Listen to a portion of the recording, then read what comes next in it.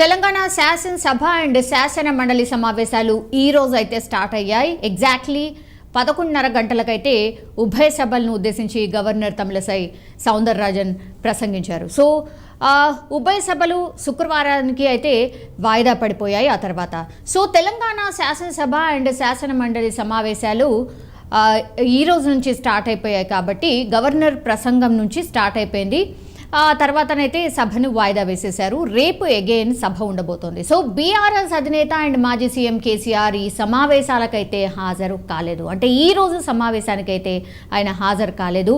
అయితే ఈరోజు గవర్నర్ ప్రసంగం ఉన్న నేపథ్యంలోనే కేసీఆర్ హాజరు కాకపోయినా కూడా రేపు అంటే శుక్రవారం రోజు ధన్యవాద తీర్మానం చేయడానికి ఆయన హాజరయ్యే అవకాశం ఉన్నట్టు కూడా చెప్తున్నారు. ఎందుకంటే గవర్నర్ ప్రసంగంలోనే కీలక పాయింట్స్ చాలానే లేవనెత్తారు కాబట్టి వాటన్నిటికీ కూడా మీరేం చేశారు, బీఆర్ఎస్ పార్టీ ఏం చేసింది, గత ప్రభుత్వం ఏం చేసింది, ఈ ప్రభుత్వం ఏం చేస్తోంది అనేటువంటిది మాట్లాడే అవకాశం ఉంటుంది. కాబట్టి యాజ్ ఏ ఎల్ఓపీ లీడర్ రేపు హాజరయ్యే అవకాశం అయితే కనిపిస్తోంది అన్నటువంటి మాట కూడా చెప్తున్నారు. మనందరికీ తెలుసు ఆఫ్టర్ ట్రీట్మెంట్ అంటే బీఆర్ఎస్ అధినేత కేసీఆర్కి ట్రీట్మెంట్ అయిన తర్వాత ఆయన అసెంబ్లీ సమావేశాలకు హాజరవుతారా కాదా అనేది బిగ్ క్వశ్చన్ మార్క్ ఉండింది. ఈరోజు అయితే హాజరు కాలేదు.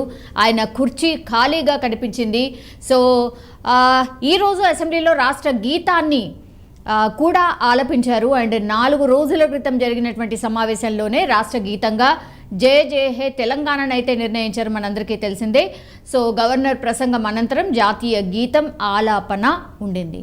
అయితే ఈసారి బడ్జెట్ సమావేశాలు కాంగ్రెస్ వర్సెస్ బీఆర్ఎస్గా మారుతుంది అన్నటువంటిది అయితే డెఫినెట్లీ కనిపిస్తోంది. ఎందుకంటే 10వ తేదీన అంటే శనివారం రోజున ప్రభుత్వం శాసనసభలో ఓట్ ఆన్ అకౌంట్ బడ్జెట్ను ప్రవేశపెట్టబోతోంది. ఇది ఫస్ట్ బడ్జెట్ కాంగ్రెస్ పార్టీ ఏర్పడిన తర్వాత అండ్ ఎలక్షన్స్ కూడా రాబోతున్నాయి కాబట్టి ఆ కోడ్ రాకంటే ముందు ప్రవేశపెట్టినటువంటి బడ్జెట్. అండ్ ఈ బడ్జెట్ డెఫినెట్లీ ఇప్పుడున్నటువంటి సిచ్యువేషన్కి అనుగుణంగా ఉంటుంది. హైప్స్ ఏముండవు. ఎగ్జాక్ట్ సిచ్యువేషన్ రాష్ట్రాన్ని ఏముందో దానికి తగ్గట్టుగానే బడ్జెట్ ఎలికేషన్స్ ఉంటాయి అనేది కూడా కాంగ్రెస్ ఇప్పుడున్నటువంటి పార్టీ నాయకులు రాష్ట్ర సర్కార్ అయితే చెప్తున్నటువంటి పరిస్థితి కనిపిస్తోంది. డిప్యూటీ సీఎం అండ్ ఆర్థిక విద్యుత్ శాఖల మంత్రి మల్లు భట్టి విక్రమార్క అసెంబ్లీలో బడ్జెట్ని ప్రవేశపెడతారు. అండ్ శాసన మండలిలో రాష్ట్ర ఐటీ పరిశ్రమలు అండ్ శాసనసభ వ్యవహారాల శాఖ మంత్రి దుద్దిళ్ల శ్రీధర్ బాబు ప్రవేశపెట్టొచ్చు అని అయితే మనకున్నటువంటి ఇన్ఫర్మేషన్. గతంలో బీఆర్ఎస్ ప్రభుత్వ హయాంలో కూడా శాసనసభ వ్యవహారాల మంత్రిగా వేముల ప్రశాంత్ రెడ్డి మండలిలో బడ్జెట్ను ప్రవేశపెట్టారు కాబట్టి దుద్దిళ్ల ఆ సాంప్రదాయాన్ని కొనసాగిస్తారని అయితే మనకున్నటువంటి సమాచారం. అండ్ 11న ఆదివారం అంటే శనివారం రోజు బడ్జెట్ ప్రవేశపెడితే ఆదివారం రోజు సెలవు. దెన్ బడ్జెట్పై సభ్యులకు అధ్యయనం చేసే అవకాశం ఇస్తుంది. ఎవ్రీ టైం ఒకరోజు ఆ అవకాశం ఉండింది. దెన్ తిరిగి 12న అంటే మండే రోజు అగైన్ బడ్జెట్పై చర్చ చేపట్టబోతున్నట్టయితే మనకున్నటువంటి సమాచారం.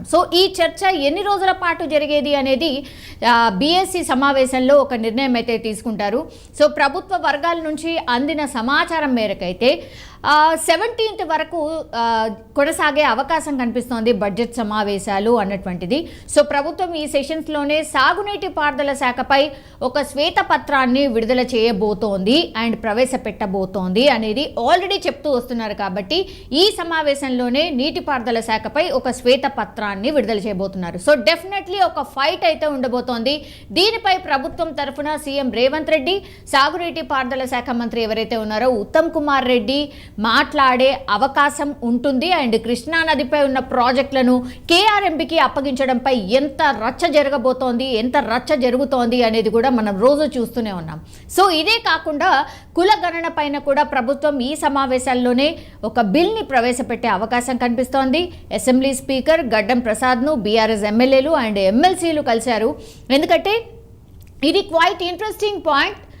బీఆర్ఎస్ చీఫ్ అండ్ ప్రతిపక్ష నేత కేసీఆర్కు ఒక చిన్న గది కేటాయించడంపై వీళ్ళందరూ కూడా తమ అసంతృప్తిని వ్యక్తం చేశారు. బీఆర్ఎస్ ప్రజాప్రతినిధులు ఎవరైతే ఉన్నారో వాళ్ళందరూ కూడా ఒక రకంగా ఫైర్ అయ్యారు అని చెప్పొచ్చు. ఏంటిది ఇంత వివక్ష ఏంటి, ప్రతిపక్ష నేత గది ఎందుకు మార్చారు, గతంలో ఉన్నటువంటి గదినే ఎందుకు కొనసాగించట్లేదు, లాస్ట్ టైం అంటే మొన్నటి వరకు ఉన్నటువంటి ప్రతిపక్ష నేత గది ఏదైతే ఉంటుందో ఆ గది కాకుండా ఇంకో గదిని కేటాయించారు. దీనిపై అభ్యంతరాన్ని వ్యక్తం చేశారు బీఆర్ఎస్కి సంబంధించిన నాయకులు. వాళ్ళందరూ కూడా స్పీకర్ని కలిసినటువంటి సిచ్యువేషన్ కనిపిస్తోంది. అందరూ అంటే ఎమ్మెల్సీలు, ఎమ్మెల్యేలు అందరూ వెళ్ళి స్పీకర్ని కలిశారు. అండ్ ఎందుకు మార్చారు, మార్చాల్సిన అవసరం ఏంటి, ఈ రాజకీయ కక్ష ఏంటి అన్నటువంటి మాట కూడా మాట్లాడుతున్నారు. సో తీవ్ర అభ్యంతరం అయితే వ్యక్తం చేసిన పరిస్థితి కనిపిస్తోంది. కేసీఆర్కు చిన్న గది కేటాయించాలని బీఆర్ఎస్ సభ్యులైతే ఒక రకంగా మండిపడుతున్నారు. ప్రతిపక్ష నేత కేసీఆర్కు కొత్త ఛాంబర్ కేటాయింపు అంశాన్ని స్పీకర్ దృష్టికి అందరూ వెళ్ళి తీసుకువెళ్లారు, రిక్వెస్ట్ చేశారు. ఇది కాదు, మాకు ఇంకో గది కేటాయించండి అన్నటువంటి మాట చెప్పినటువంటి పరిస్థితి కనిపిస్తోంది. బీఆర్ఎస్ ఎమ్మెల్యేలకు రూమ్ నంబర్ 1 and 2 ఛాంబర్లను అసెంబ్లీ సచివాలయంలో అయితే కేటాయించారు. మాకు ఈ రూమ్ నంబర్స్ 1 and 2 మాకు వద్దు, గతంలో ప్రతిపక్ష నాయకుడికి ఏదైతే గది ఉండిందో మాకు అక్కడే కేటాయించండి. ఇట్లాంటి పద్ధతిని మీరు ఇలా మార్చడానికి రీజన్స్ ఏంటి అనేది మాకు తెలియదు. కానీ ఎల్ఓపి లీడర్కి ఏదైతే గది ఉంటుందో, గత సాంప్రదాయంలో ఏదైతే గది ఉంటుందో అదే మాకు కేటాయించాలి అన్నటువంటి మాట స్పీకర్ గడ్డం ప్రసాద్కి చెప్పినటువంటి సిచ్యువేషన్ కనిపిస్తోంది. కొంత అసంతృప్తి కూడా వ్యక్తం చేశారు బీఆర్ఎస్కి సంబంధించిన ప్రతినిధులు ఎవరైతే ఉన్నారో.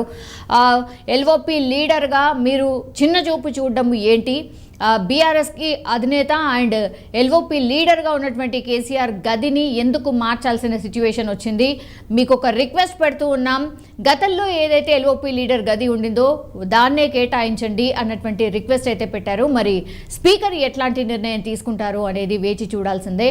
అండ్ దీనిపై కూడా చాలామంది బీఆర్ఎస్కి సంబంధించిన నాయకులు కూడా మాట్లాడిన సిచ్యువేషన్ కనిపిస్తోంది. సో ఈ రోజైతే ఓవరాల్గా గవర్నర్ ప్రసంగం, ఆ తర్వాత గది మార్చడంపై అయితే బీఆర్ఎస్ నేతలు కొంత అసంతృప్తిని అయితే వ్యక్తం చేసిన పరిస్థితి అయితే కనిపిస్తోంది.